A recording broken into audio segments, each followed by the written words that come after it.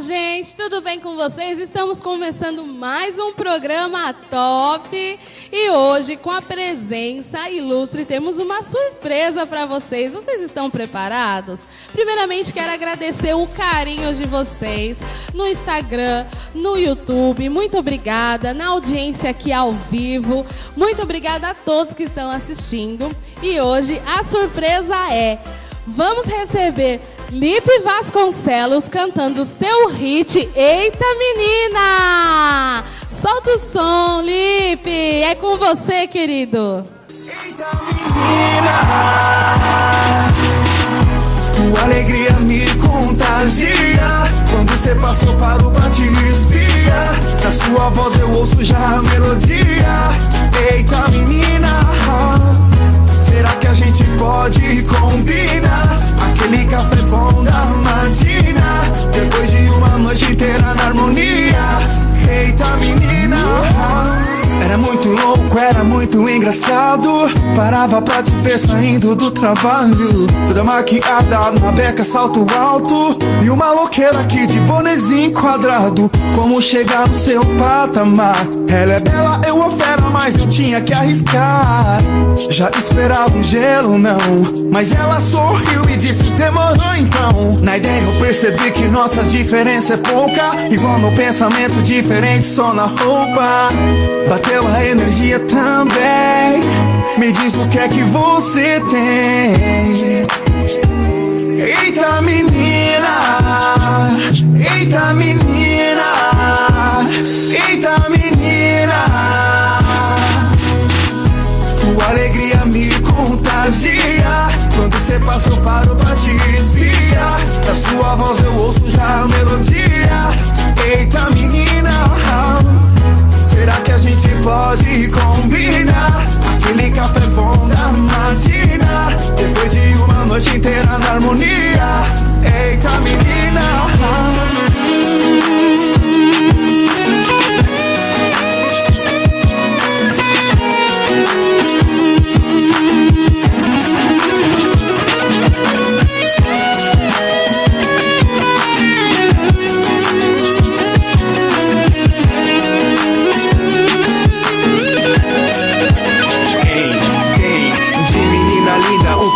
você tem um sorriso tão bonito, lindo coração também. Ela gosta de ler, bora eu leio contigo. E se eu arrumo um rolê, ela bagunça comigo. Ela falou sábado é caminhada, que tal? Mas domingo fechou, é churrasquinho no quintal. Não importa onde, eu só quero estar com você, pois aconteceu aquilo que eu pagava pra ver. Encontrar uma pessoa que eu quisesse viver toda a minha vida, me casar e até fazer um bebê. E quando eu deito pra dormir eu não consigo esquecer o teu sorriso, tua alegria, jeito bom de viver.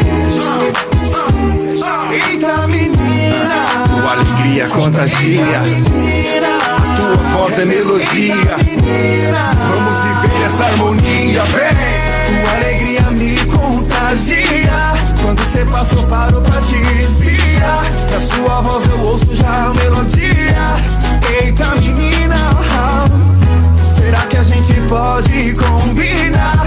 Aquele café bom da matina, depois de uma noite inteira na harmonia. Eita menina, tua alegria me contagia. Quando você passou, parou pra te espiar. Na sua voz eu ouço já a melodia. Eita menina, será que a gente pode combinar? Aquele café bom da matina, depois de uma noite inteira na harmonia. Eita menina,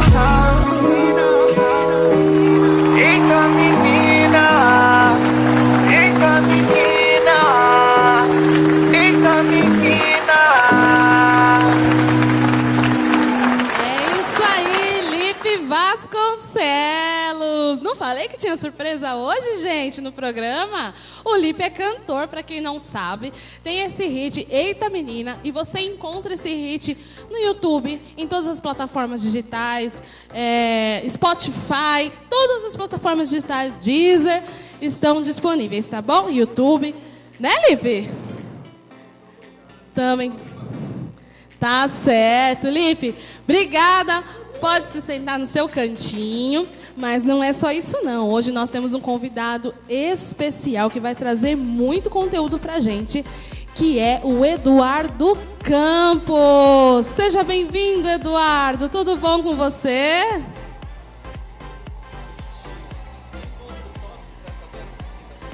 Mais que top. O Eduardo, gente. Seja bem-vindo, Eduardo. Obrigado. Que encontro top para uma tarde de quinta-feira, né? Tá certo, mais que top. Gente, o Eduardo, ele é professor, escritor, doutorado, né? Professor de educação inclusiva, escritor, ele tem doutorado em educação, pós-educação e saúde, PhD em psicanálise. É isso mesmo, Eduardo? É isso mesmo, uma formação ampla. Quanta coisa, meu Deus, vou até sentar direitinho aqui, porque para falar com gente inteligente a gente tem que se comportar, né? Eduardo. Aliás, eu tô no embalo da música ainda, belíssima canção, adorei. Olha, Lipe, eita menina, o Eduardo gostou do Eita Menina.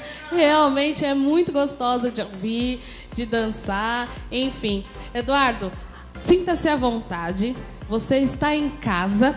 E vocês também, pessoal, sintam-se à vontade. Começou o programa top, pega a sua caneca de café, de chá, de refrigerante, de cerveja, do que você quiser. Sinta-se à vontade, pega pipoca, sanduíche, pastel. O que mais, Lipe, que pode pegar para comer, para assistir o programa top? O salgadinho. Obrigado. O salgadinho. Pega o que você quiser, senta e bora curtir, que hoje a tarde é nossa. Eduardo, você... fala um pouquinho de você pra gente, para as pessoas te conhecerem, que estão assistindo. Atualmente eu sou professor universitário, né? Trabalhei muitos anos como professor na rede pública estadual e sempre me dediquei aí à denominada educação inclusiva e à inclusão social. E, na atualidade, eu desenvolvo pesquisa, dou palestras, publico livros sobre educação inclusiva. Sempre esse tema. Resumindo, um gênio da educação inclusiva, né? Nós temos o Einstein, que está aqui no meu programa. Ele voltou no tempo e veio com o nome de Eduardo Campos. Eu vi o currículo dele e fiquei com vergonha. Eu falei para ele. Eu que já fiz bastante curso técnico também, eu falei, gente, eu não sou ninguém. Você fez curso técnico, Lipe? Eu fiz alguns cursos técnicos. Eu tenho que falar, peraí. Eu fiz curso técnico de eletrônica já fiz pelo Senac. Eu já fiz curso técnico de enfermagem, não parece, mas eu já fiz enfermagem. Eu já fiz curso técnico de construção civil em drywall. Nossa! Já fiz. Já fiz curso de comédia com a Nath Santana. Comigo? Claro. Detalhe, 24 horas por dia, porque na pandemia é 24 horas de curso. É isso aí. Eduardo, e assim, você faz educação inclusiva, você é professor. Qual a importância da educação e a socialização da criança dentro e fora das escolas? Você que já está por dentro de tudo que está acontecendo aí, né? Teve a pandemia, muitas crianças tiveram aulas online e para muitas foi prejudicial, né? Para outras nem tanto. Mas assim, qual é a importância disso, da educação presencial ou da educação dentro e fora das escolas? Na verdade, o processo educacional escolarizado permite que a criança não só socialize, né, o seu conhecimento, mas também tenha um conhecimento sistematizado. Aquilo que foi cientificamente produzido ao longo da história, a criança ela tem possibilidade de adquirir e desenvolver as suas habilidades a partir desse conhecimento. Olha só que interessante, meu Deus, não sabia. Então, assim, você acha que, vamos supor, porque já existe o ensino à distância nos Estados Unidos, por exemplo, né? Aqui no Brasil não é tanto, inclusive algumas crianças, antes da pandemia, que queriam fazer esse ensino à distância, tiveram problemas, né? Eu não sei, eu vi uma reportagem uma vez de uma menina, ela optou por estudar em casa, e ela fez o vestibulinho, prova, ela passou na faculdade, porém ela não tinha a inscrição, né, na escola, e aí a faculdade não queria autorizar ela a entrar, porém ela era perfeitamente capacitada. Então, seria interessante voltar realmente às escolas, né? Na verdade, assim, o ensino de homeschool, que seria a educação em casa dada pela família ou por alguém contratado, funciona em alguns países, mas a gente tem que pensar do ponto de vista psicanalítico que o ser humano é um ser social. E não é só o conhecimento científico e sistematizado que a gente passa para o ser humano. Ele pode se tornar um ser humano muito endurecido, embora isso não seja uma regra. Mas o contato social permite que você consiga divergir os valores e repensar a sua estrutura. Então, falar com o outro, quando esse outro discorda da minha opinião, me ensina também de que eu não sou único, que esse pensamento não é único, mas existe diversidade. Que houve o problema na pandemia, né? As pessoas se tornaram muito ali julgadores, né? Não sei se está correta essa palavra, julgadores da internet, porque se escondiam aquilo, não socializavam, se escondiam aquilo no computador, atrás de um celular, e não socializava, e a pessoa se engessava. Agora, para retornar, está um pouco mais difícil, né? As pessoas estão assim, até com medo, digamos assim. O espaço da internet se tornou um espaço cultural que até então era explorado, mas muito criticado. Com o isolamento social, o espaço da internet, esse território, ele passou a ser um meio para unir as pessoas. Então, as famílias se comunicavam por meio de webcam, a escola teve que se recriar, não só quem optava pela educação à distância, mas as pessoas tiveram ensino via remota. Então, a criatividade invadiu esse espaço e reconfigurou esse espaço. O isolamento trouxe muita tristeza, mas reconfigurou um espaço que até então se tecia muita crítica sobre ele. Verdade, é verdade.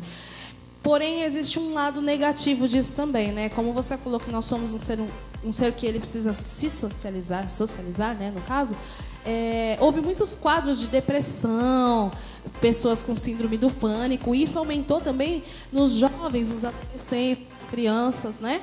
E você, como psicanalista, você pode dizer pra gente quais são os primeiros sinais que os pais, né? Porque eu acredito que muitos pais que estão assistindo têm crianças, adolescentes, até mesmo os pequenos, né? Podem apresentar sinais de depressão, sinais de ansiedade, né? Então, quais são os primeiros sinais da depressão na infância e na adolescência?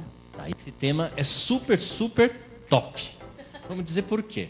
Muitas vezes os pais, né, eles querem alguns sintomas para que o psicanalista, o psiquiatra, o psicólogo dê um diagnóstico. Mas a depressão em si, ela é silenciosa. Nem toda pessoa com depressão vai ficar no quarto trancada ou se isolar socialmente.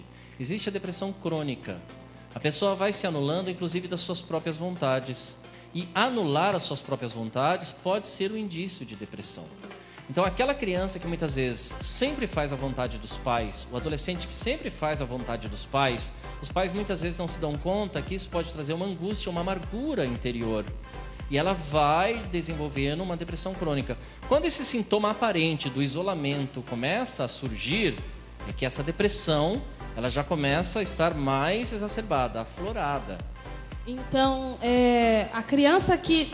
Não é quer dizer assim, o sempre bonzinho, aquela criança que aceita tudo, não questiona nada, pode-se começar a observar, né? E muitas vezes os pais acreditam que estão educando, mas eles podem estar tendo uma postura extremamente autoritária, anulando a subjetividade e a autonomia dessa criança que, antes de ser criança e adolescente, é um ser humano. É verdade, tem que respeitar. É igual os bebês, né? Eu sou mãe de 2 filhos, eu tenho uma bebê de 1 ano e 3 meses, um menino de 12. O menino de 12 está entrando naquela fase adolescência que tudo questiona, tudo, e às vezes tem um pouco de rebeldia, né? Ah, não, mas por que, não sei o que e tal. Tipo, vai tomar banho hoje mesmo, mas por que todo dia tem que tomar banho? Aquelas questões de adolescente. E a Nenê, eu já observo que ela tem as vontades dela, não adianta, né? É um ser humano. Lipe, uma vez você me contou sobre uma história de uma enfermeira que infelizmente encontrou o seu filho morto, enforcado. Você pode falar um pouquinho pra gente? Que tem a ver com este tema, né?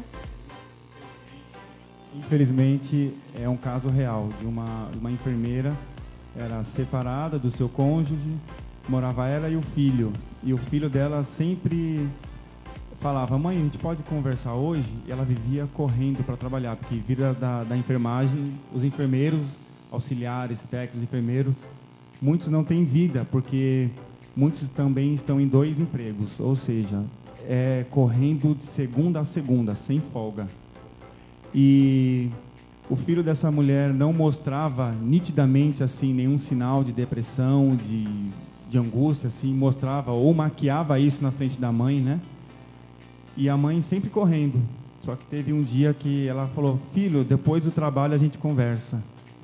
E ela voltou do trabalho, ele tinha se enforcado.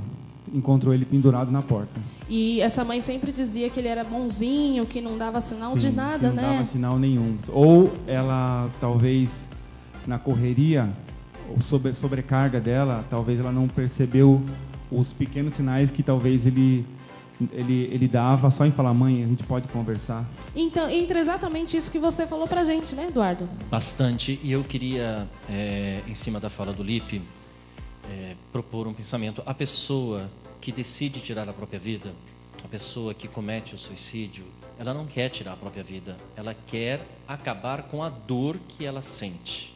Verdade. Como ela não vê meios para tirar essa dor, ela atenta contra a própria vida. Então é essa dor que vai latejando e muitas vezes a família não percebe, os amigos não percebem. E ela vai se anulando em primeiro momento de si mesma. Ela não expõe as suas vontades, ela não expõe os seus medos, seus desejos. E ela vai guardando isso dentro dela. Chega uma hora que isso é sufocante.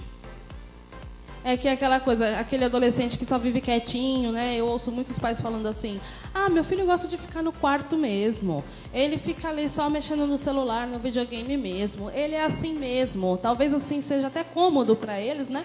Porque com essa vida corrida hoje, que todos nós levamos, né? Não só mães, assim, enfermeiros, enfim, todos nós, independente da profissão, até mesmo as responsáveis pelo lar, que só são do lar, e que não é pouca coisa, todos temos tarefas. E às vezes é cômodo ver o filho ali num cantinho, quietinho, porque não está dando trabalho, né? Então, interessantíssimo esse tema, porque é bom observar.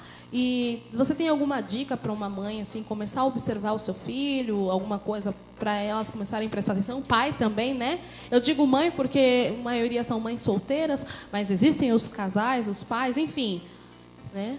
Olha, e esse também é um tema top, de verdade. Eu estou adorando as colocações de vocês. Por quê? Normalmente, as pessoas pensam em família constituída por meio dos laços sanguíneos. E família é qualidade de relação.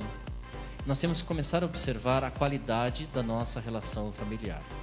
Se realmente a gente constrói laços afetivos. Então é preciso, né, psicanalistas sempre falam isso, propor o diálogo. As pessoas gostam muito de mandar, é uma briga de ego. Então, pais autoritários, mães autoritárias, quando são mães solos, muitas vezes sobrecarregadas pela sua jornada de trabalho, ainda o trabalho em casa, e não se constrói o diálogo. É importante pensar, família é qualidade de relação. É preciso que a instrução venha pelo diálogo. E diálogo se estabelece entre duas pessoas ou mais. Diálogo. Ou seja, eu falo, silencio e permito que o outro fale. Eu tenho que ouvir o que esse outro fala. Verdade. Eu estava até comentando com a Nath ontem, não basta só a gente ouvir, que ouvir pode entrar por um lado e sair pelo outro. A gente tem que tentar entender o próximo, né? E muitas vezes o próximo está na nossa casa. É interessante isso, porque muitas vezes a gente quer ajudar todo mundo, só que esquece fora, né? Todo mundo de fora e todo dentro. mundo de fora, e de dentro a gente não consegue ajudar. Inclusive essa mãe que não conseguiu ajudar o próprio filho, e ela estava lá em 2 hospitais, né? Na correria de 2 hospitais, ajudando centenas de pessoas. Verdade. Você sabe que sobre isso é muito significativo que os pais sempre digam aos filhos. Porque muitas vezes aquilo que o filho propõe para os pais não entendem. Mas seria significativo que os pais dissessem: eu não entendo o que você está me falando, mas eu aceito. E a partir da aceitação eu construo com meu filho uma outra proposta. Isso é difícil, né? Porque difícil. Para os pais reconhecer, eu errei, eu entendo, parece que você está baixando a guarda. Talvez os pais, como antigamente era, né? Você tem que se impor respeito. O respeito, ao meu ver, não é impondo, e sim se conquistando, né? Então, respeito não é se impor respeito, é conquistar o respeito, é a admiração, né? Eu aprendo muito isso com pais de crianças especiais. Eu acho que os pais de crianças especiais, eles têm uma dádiva que vem do céu, só pode, porque eles conseguem compreender, mesmo a criança não conseguindo falar, eles conseguem compreender todas as vezes que o filho está com uma dor, está feliz, está triste, está com fome, desde bebezinho, né? Independente se tem falta de audição, visão ou alguma síndrome, os pais, é impressionante como eles conseguem entender, né? Você sabe que existe uma linguagem que é universal, que é a linguagem do amor e do afeto, né?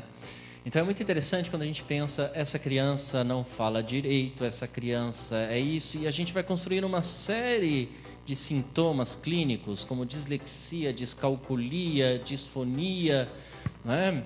E isso, na verdade, é importante de ser tratado, claro que é do ponto de vista científico e clínico, mas existe algo que é de suma importância. Eu tive uma aluna na pedagogia que o filho dela era um ser humano Down. E eu não gosto de usar o termo síndrome de Down. Era um ser humano Down porque essa era uma característica atribuída àquele grupo social. E ele fazia inúmeras terapias, equinoterapia, fisioterapia e terapia. E um dia eu falei para ela, o que sobra para você viver com o seu filho? Verdade. Ela disse, eu e meu marido não temos tempo. Eu falei, então leva teu filho para a praia. Porque está faltando convívio, qualidade de relação. Eu lembro que ela chorou, mas ela entendeu. Depois de uns meses, ela se aproximou de mim e falou assim, professor, deu certo. Olha que... Nossa, é demais. As pessoas ficam né? preocupadas tanto de normatizar e normalizar o ser humano e se esquece que esse ser humano é dotado de subjetividade e autonomia. E se eu respeito essa autonomia, é isso que a gente chama de educação inclusiva, que incluir não é trazer o outro para o meu meio cultural, mas é compreender esse outro como legítimo outro, como ele é. Respeitar o Show espaço, de bola, né? que isso. Demais, né? Mas... Posso fazer uma pergunta? Claro, fica à Deve. vontade. Explica para as pessoas, eu acho que eu tive esse negócio aí, descalculia. Explica para a gente aí. Então, a descalculia são pessoas que apresentam, no decorrer do seu desenvolvimento escolar, né, dificuldades de operar matematicamente o seu pensamento. Ah, então eu tenho desculpa. As pessoas Não é que possível vê os isso, números gente. tudo embaralhado. Vê uma continha, às vezes, simples, né? E acha, meu Deus, como é que eu vou fazer? Eu achava que eu tinha. Minha mãe teve que pagar. Minha mãe pobre. A gente comia carcaça de frango com chuchu e teve que pagar. Comeu o quê, Lipe? Fala de novo. Carcaça de frango com chuchu. Cacaça? É, os restos do frango. Ah, meu Deus do céu. Tá vendo? Gente rica não passa por isso. Só os pobres. Aí minha mãe teve que pagar uma menina para me explicar matemática, que eu olhava aqueles números ali e começava a se mexer. Só que se mexer pro negativo, nunca achava resultado. Nunca Eu falei era assim, saldo gente, positivo. Será que eu sou diferente? Eu ficava com medo de Tá medo. de óculos, tá vesgo. Aí depois eu aprendi, depois dela ter pago a menina, minha mãe tirou onde não tinha, né? E pagou. Mas você sabe que você falou da descalculia na escola, e é interessante pensar, né? A descalculia em si é algo que pode ser um problema se você supervalorizar. Por quê? Quando você atravessa uma rua, quando você enche um copo com água, o seu cérebro está processando quantidade, a matemática, a distância. Isso é matemática. Então, na prática, o seu cérebro opera a matemática. O que ele tem dificuldade é de transformar essas operações matemáticas, né, em equações, em signos matemáticos. Ela é apresentada em nível social a partir desse não desenvolvimento de habilidade, e se torna sério quando isso provoca na pessoa um problema de relacionamento com ela, dela para com as outras pessoas. Aí isso precisa ter uma atenção mais séria. E aí isso, na pandemia, veio agravando bastante também, né? Porque o relacionamento já é complicado entre as pessoas. E na pandemia houve o isolamento, né? E então, Eduardo, assim, qual é a recomendação que você tem para os pais que o filho sofre de descalculia ou qualquer outra síndrome ou qualquer outra dificuldade, né, de socialização, de cálculo, de aprendizado? Qual é, assim, uma recomendação que você tem para os pais para o ensino à distância? O que eles podem fazer para melhorar, ajudar esta criança, esse adolescente nessa fase? Na atualidade, eu oriento mestrado e doutorado, então eu tenho contato com pesquisas extremamente atuais, produzidas na universidade, na qual sou professor visitante. E durante o isolamento social, o que os professores com os quais eu tive contato mais reclamaram foi que não havia meios de se trabalhar com crianças surdas, cegas, pessoas com dislexia, descalculia. Por quê? O isolamento cobrou que os professores trabalhassem via remota, à distância, mas ainda não tinha a instrumentalização necessária para se trabalhar com a diversidade.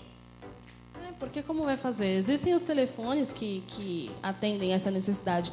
Porém, um notebook, um celular, só sendo da pessoa mesmo, mas... E a gente tem que pensar nas diferenças socioeconômicas do nosso Sim. país, em que muitas pessoas não têm acesso à internet ainda, então não tiveram ensino via remota, porque havia um meio impossibilitador. Claro, e aí foi devastador.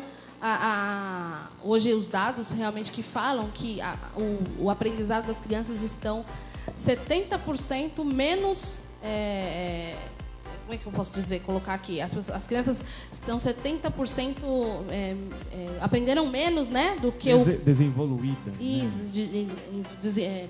Retrocedeu. Isso, retrocederam. Mas a gente tem que pensar também que existe um fator interessante em nível de tecnologia.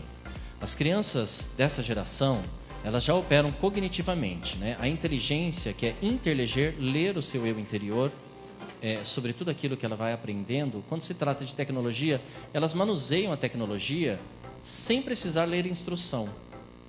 O nosso envolvimento com a tecnologia é a partir da instrução. Das crianças não, elas pegam o celular e começam a descobrir.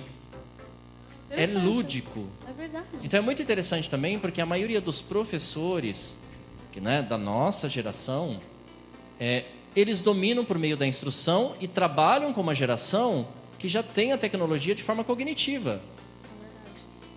É verdade. E assim, é até assustador, né? Eu tenho uma historinha também, que era um casal de pais, e aí o filhinho deles, de 3 anos, aprendeu a baixar joguinhos no celular desses pais. E aí um perguntava pro outro assim, mas você mexeu no meu celular? Aí, não mexi, e ficava aquela briga. De repente, eles viram o nenezinho lá de 3 aninhos, mexendo no celular, mais um joguinho.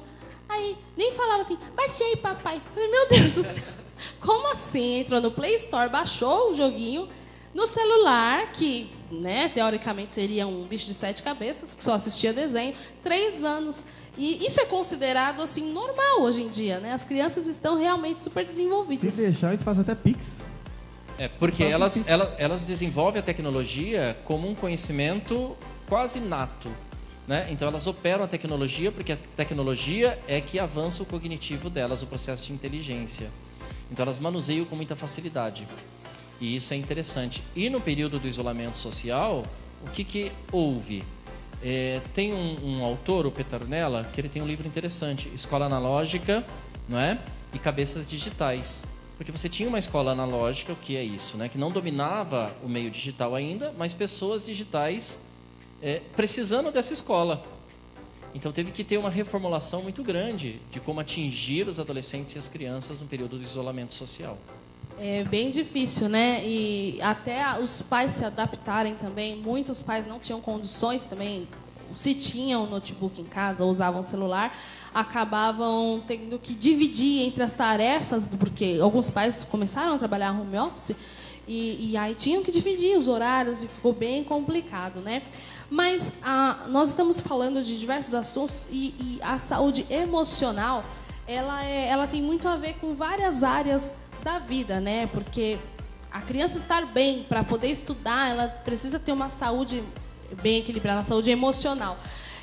Eu acho que a cultura, nesse caso, é extremamente importante, né? Eu estou dizendo ao meu ponto de vista. Você, como professor, psicanalista, qual a importância da cultura na vida do jovem hoje em dia, do adolescente hoje?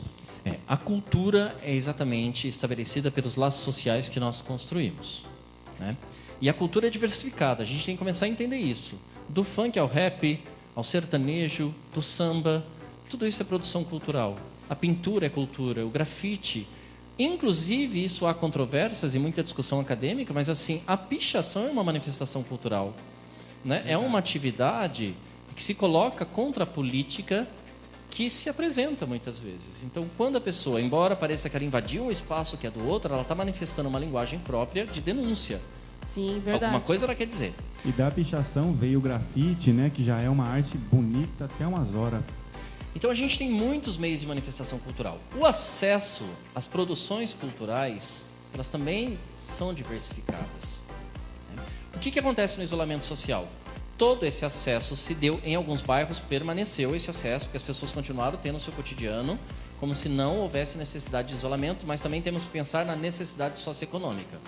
Muitas vezes as pessoas falaram assim, irresponsabilidade. O padre Júlio Lancelotti trouxe um debate muito interessante quando houve a proposta do fica em casa. E o morador em situação de rua, fica onde? Exatamente. Não tem casa. Né?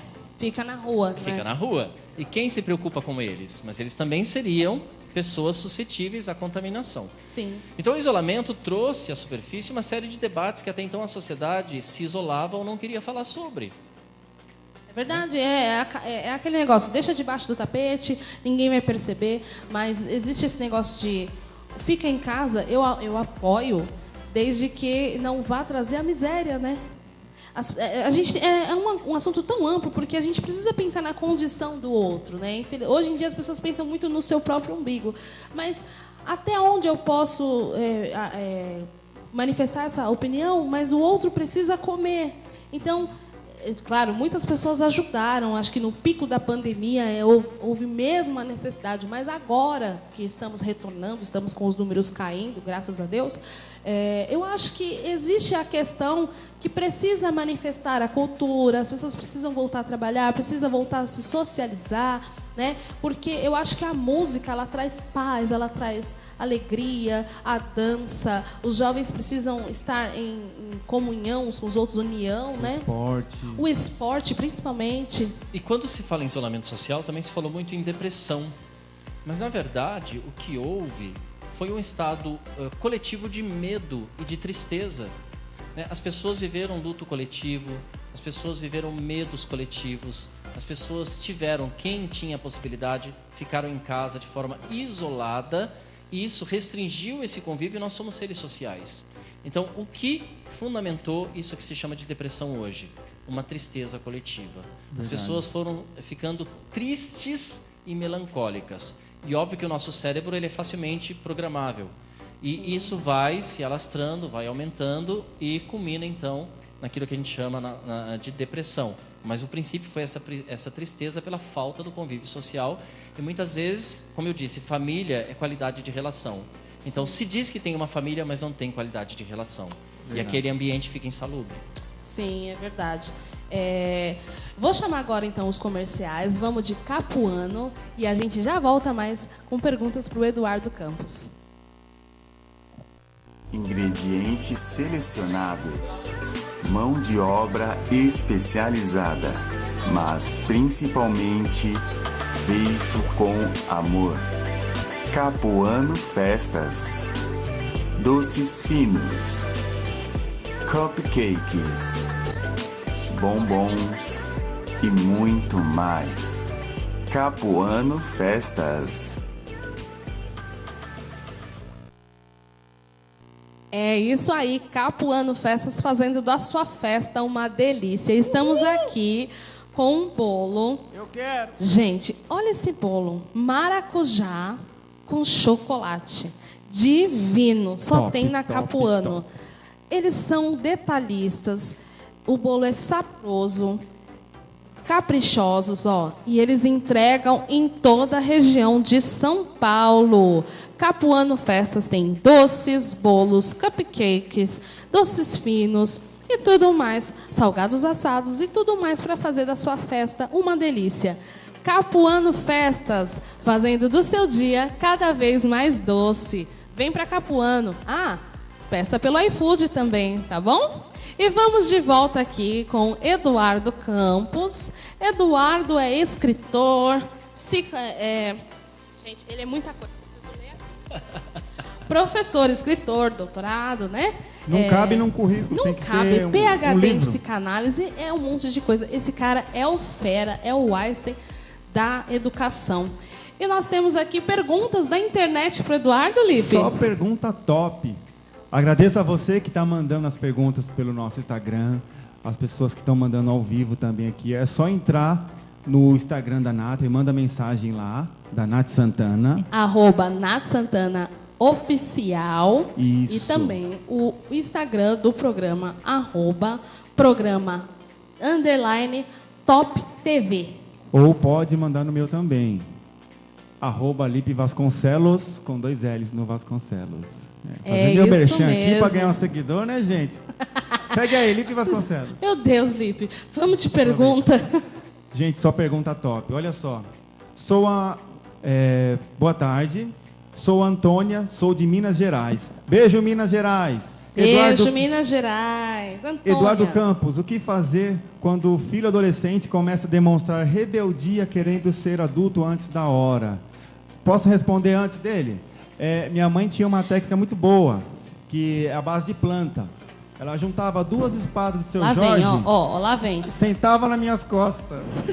Isso aí deu certo, na hora. O negócio é papum, Lipe, resolve. pelo amor de Deus, Lipe. Brincadeira, gente, pode bater não. Pode Agora, responder, deixa o profissional Eduardo. responder. Olha, gente, essa vergonha é no crédito, porque é todo o programa. É difícil ficar sério perto do Lipe, né? Não dá. Então, dona Antônia, a palavra adolescente já significa adolecer, né? Que vem de adoecer, e adoecer é um desequilíbrio emocional. E por que eu falo isso? Porque quando se atribui à adolescência essa nomenclatura, o que a gente está querendo dizer é que essa pessoa, em seu processo de desenvolvimento, entra num período de desequilíbrio constante, de conflitos internos. Então é muito comum e é sadio que o adolescente questione sempre, duvide sempre. Agora, existem questionamentos que a gente precisa tolerar e compreender. Se o questionamento foi em relação à fé religiosa, à sexualidade, entre outras coisas, como profissão a ser escolhida, isso precisa ser dialogado.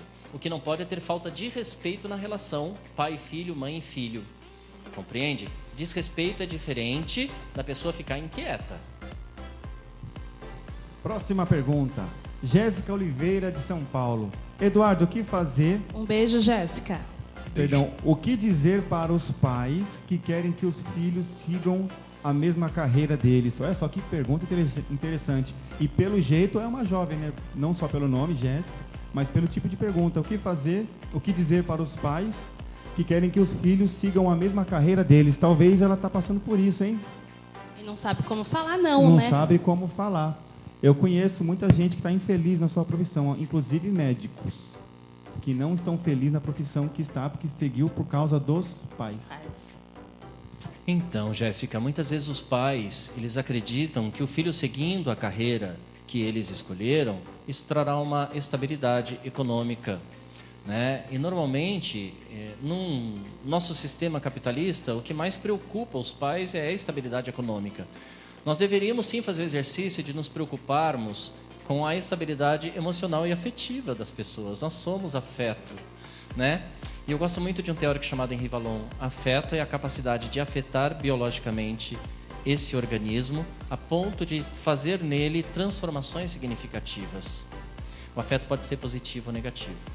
Se eu beijo o teu rosto, eu estou dando um afeto positivo. Se eu te dou um tapa, um afeto negativo, porque eu provoco dor. Verdade. Né? Então a preocupação deveria ser com os afetos. Mas existe sim. Só que o pai que quer que o filho siga a carreira dele, a mãe que quer que o filho reproduza essa carreira, tem uma atitude autoritária.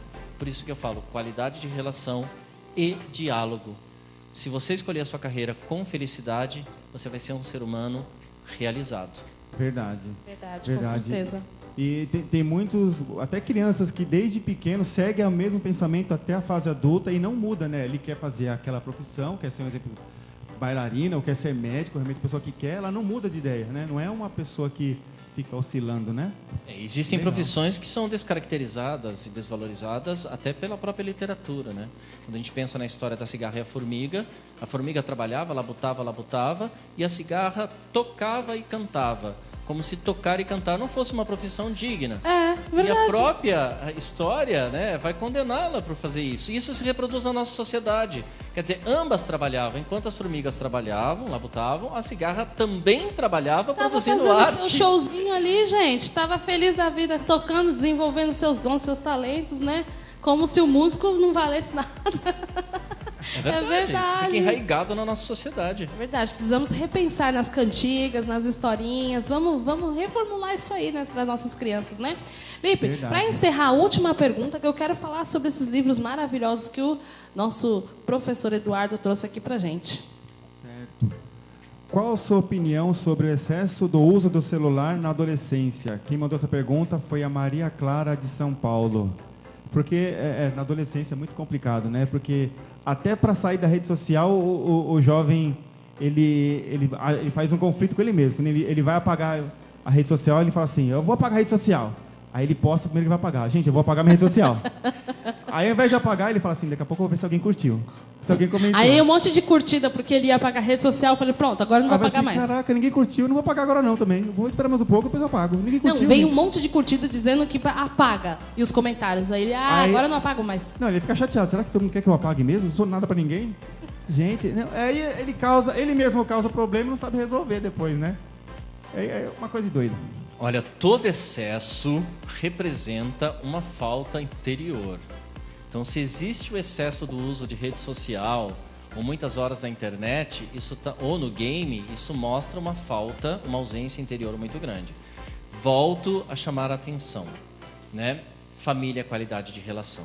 Se eu não produzo essa qualidade significativa, irão existir faltas. E a pessoa vai sanar isso de alguma forma, e muitas vezes por meio das redes sociais.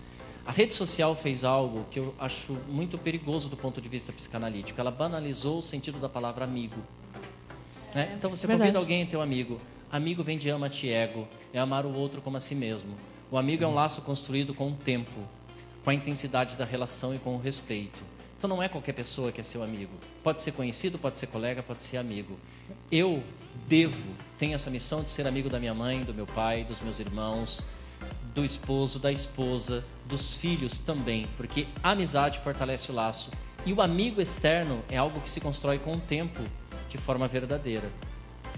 E os jovens não entendem isso hoje em dia, né? Posso falar um negócio rapidinho? Quando eu tinha 15 anos, eu falei pra minha mãe, agora eu tenho 15 anos, eu tenho que ter minha liberdade. Se eu chegasse depois das 10, minha mãe me arrancava... Acho que se eu fosse sua mãe, olha, te deixava de castigo todo dia. Beijo, mãe. Te amo, mãe. Se eu chegasse depois das 10, eu tomava um couro. Porque tinha preocupação, que a rua era já perigoso, né? Sua mãe... Aí uma vez eu falei, não, eu quero minha liberdade. Tenho 15 anos já, eu já consigo ir e vir na hora que eu quiser, porque eu sei o caminho, mãe. Ela falou assim, tá bom, vou deixar. Aí uma vez eu fiz um teste, eu cheguei 10h30, não falou nada. Dia seguinte eu cheguei 10h50. Depois 2 dias eu cheguei 11h30. No último dia eu cheguei meia-noite. Aí nesse último dia, eu falei, caraca, minha mãe não vai falar nada? Será que ela não gosta mais de mim? Tá vendo? Eu falei, gente, mãe, não pode, você não sabe onde eu tava. É meia-noite já. Aí eu falei assim, tá bom, vou chegar às 10. A partir de amanhã eu vou voltar a chegar às 10. Porque o jovem tem essa dor de chamar atenção, mas às vezes é carência. Né? Eu acho que eu era carente. É verdade. Olha, se eu fosse a mãe do Lipe... Olha, mãe do Lipe, você é uma santa, viu? Parabéns. Parabéns por ter criado esse menino tão assim... Eduardo, eu quero agradecer imensamente. Se eu pudesse, eu passava o dia aqui conversando com você, porque é um papo gostoso, um papo sabido, como dizem, né? Os caipiras, um papo sabido. Então, assim, eu amei te receber no nosso programa. O Eduardo Campos, ele é escritor, tá? Eu quero mostrar aqui, ó, o livro dele. João, o Peão e a Menina Manu. A Princesa dos Olhos de Jabuticaba, de Eduardo Campos. Temos também aqui um outro exemplar do Eduardo. Tá bom, gente? Vai estar disponível aqui para vocês. Outro exemplar, Arte, Educação, Concepções. Outro exemplar de Eduardo, Comunicação Inclusiva. E esse último livro aqui. Ainda tem mais um, né, Eduardo? Foram lançados mais 2 agora no final do ano, mas ainda está em processo de editoração, no sentido de estar na gráfica, saindo aí do forno. Não tinha um exemplar para trazer. E se alguém, se você me permite, Nath, quiser adquirir o livro direto com o autor, 011-99328-9399 pelo WhatsApp. Tá bom? Perfeito! E eu tenho uma super novidade aqui para vocês. O Eduardo vai sortear esses livros aqui para os telespectadores do programa Top. Então, nós vamos fazer uma enquete lá no Instagram. Amanhã será sorteado. É só você escrever "Eu quero Eduardo". E aí, a pessoa que escrever, nós vamos fazer uma listinha, todo sorteio bonitinho, certinho, vai ganhar, cada um vai ganhar um exemplar aqui do Eduardo Campos, tá bom? E depois vai postar a foto com o exemplar que nós vamos enviar, enfim. Tá Show bom? de bola. Então depois vai lá no @NathSantanaOficial e escreve eu quero. Eu vou fazer uma enquete no Instagram e a pessoa vai escrever eu quero. Também pode entrar em contato no Instagram do Eduardo Campos para adquirir o exemplar dele. Fala seu Instagram, Eduardo. Eduardo Campos 7.4. Eduardo Campos 7.4 para adquirir esse exemplar. Eduardo, foi um imenso prazer. Eu quero agradecer a sua presença aqui. E quando puder, retorne. Será muito bem-vindo para conversar novamente sobre diversos assuntos. Esse cara aqui tem muito a agregar, acrescentar para a gente, tá bom? Muito obrigada pela tua presença. E hoje vamos ficar com mais um programa top. Quero agradecer vocês que nos acompanharam até agora. Um beijo grande para vocês e até o próximo programa. Tchau, tchau!